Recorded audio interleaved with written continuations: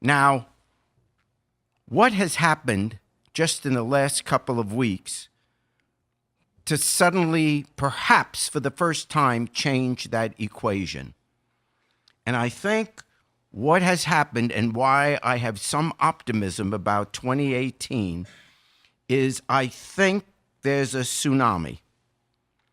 And a tsunami is caused, as you know, by an earthquake under the ocean. And the earthquake is the women's movement, the metoo. That has all of a sudden changed the landscape, not just of our politics, but of our culture. As long as Trump was going after a particular group, politically, the Republicans could always figure out, okay, well, we're not going to get Muslim Americans to vote for us, but they're just that group. Or we're not going to get Mexican Americans to vote for us because they're just that group. And we're not going to get blacks to vote for us because they don't vote Republican anyway. In other words, they could always politically figure out a way around the group that he just was incredibly rude to and bigoted or prejudiced, whatever. But now all of a sudden, with his behavior, which we knew before the election, but it was too close to the election to yet have that impact. But what happened, starting with the behavior that we knew of Trump, then that March, the day after he was sworn in, which has never before happened in American history, that you had millions of people, not just in America, but around the world, marching, and he hadn't even done anything yet. It was his first day in office. All of a sudden, there is a movement, and the Me Too movement, and people that are incredibly powerful in all kinds of industries are suddenly being toppled.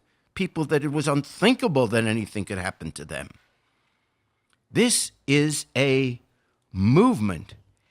And the reason it's in a movement that is catching on is not just because of its moral worth, because being bigoted against Muslims, being bigoted against Mexican America to Mexicans and blacks and whatever your minority is just as immoral. But the fact is, now all of a sudden, there is not a family that exists in America that doesn't have women.